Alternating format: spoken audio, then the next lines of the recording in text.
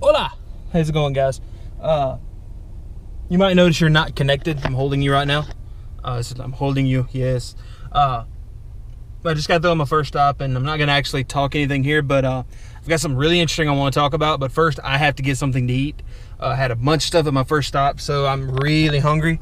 And, I think I'm going to go get Mexican food. Why don't you come with me?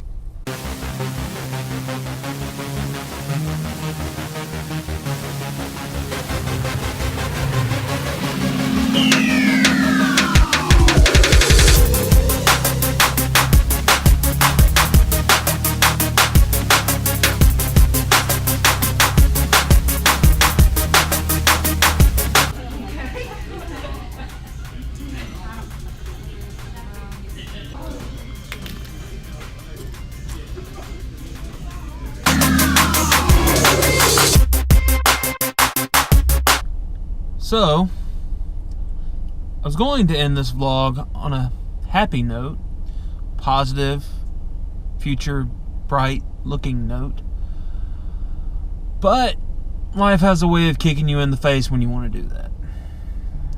I was originally going to talk about BlizzCon and my aspirations for that. However, while scrolling through Facebook, like most people do now, I come across a link that was posted by a friend of mine by the name of Time Rocker. You can check him out at twitch.tv/TimeRocker. He plays a lot of different games. But the article read, "The End of an Era, Starcraft Proleague Discontinued," or something along those lines. Immediately I clicked it and read it, and I immediately went back to Google, searched for it again to find out if it was true. Turns out that it is in fact true. KeSPA, the Korean Esports Association, will be discontinuing the Starcraft Pro League in Korea. Now, for any of you who don't know what I'm talking about when I say Starcraft, I believe it was 1998, Blizzard released the original Starcraft. It was an RTS, a real-time strategy game that really changed the landscape for video games.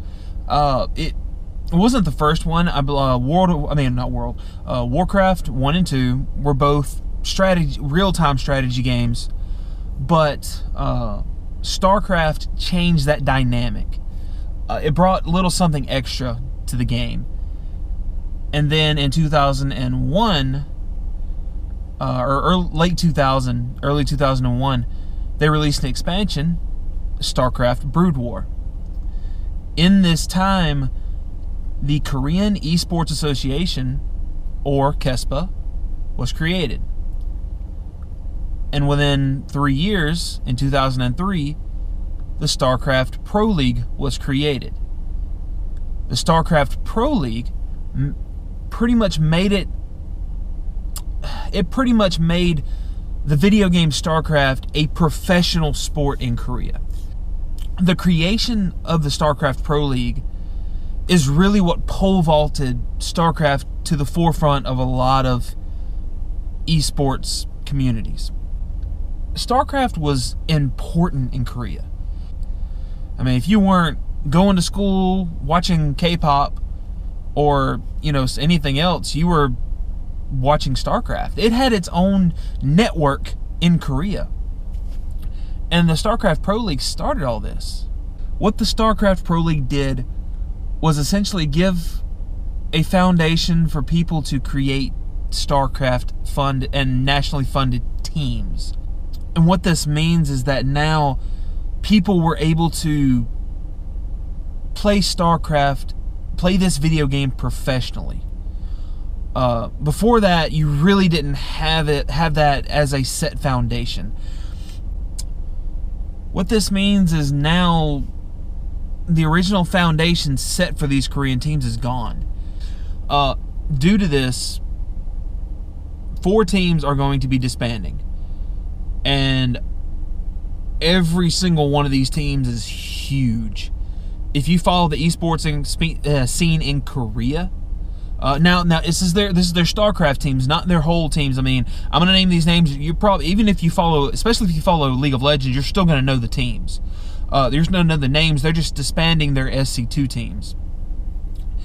Samsung, CJ, which if you watch League of Legends, I think is CJ Entus. KT roster, and then the big one is SK Telecom. Now, originally it was reported that MVP.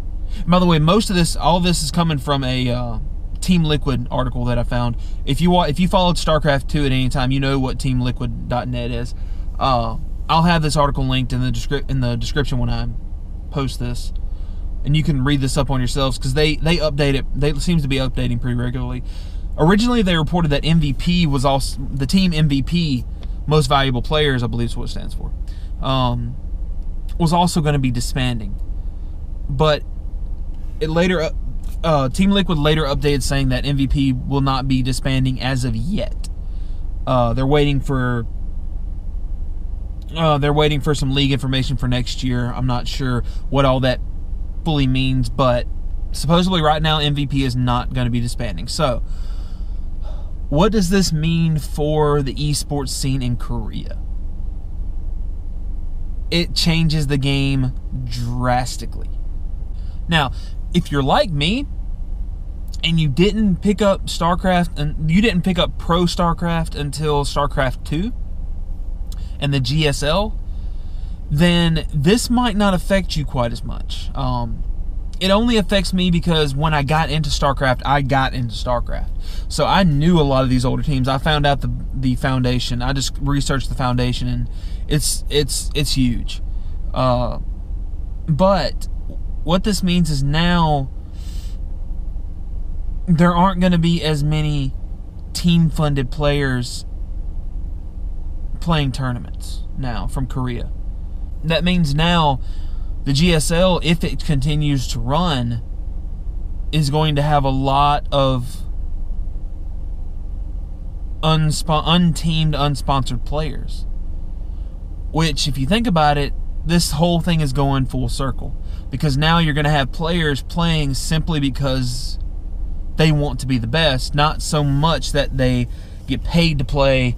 And it may be wrong. There may be some other teams, there may be another organization could come in and fund them, but I don't know. This is going to be crazy. I don't know where Korea is going to go from here with their StarCraft scene. KeSPA was such a big part. Well, the Pro League was such a big part of Korea.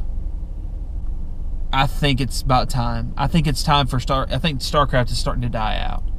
And a lot of it's not so much the game's fault. The franchise is 18 years old.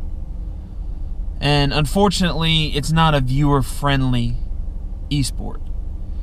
With StarCraft, you really have to understand what's going on. I guess my major question is this